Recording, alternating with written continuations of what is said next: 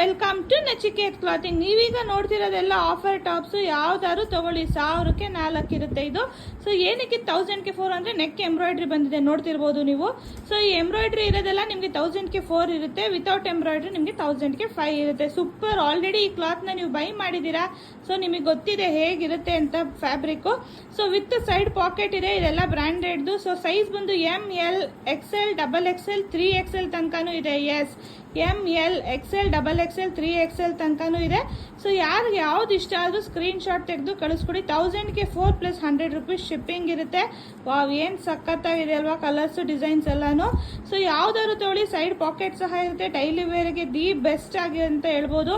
Fabric ಅಂತೂ ನಾನು ಹೇಳಿ ಯಾವುದಾದ್ರೂ ತೊಗೊಳ್ಳಿ, 1000ಕ್ಕೆ 4. ಸೈಜ್ ಬಂದು ML, XL, XXL, 3XL.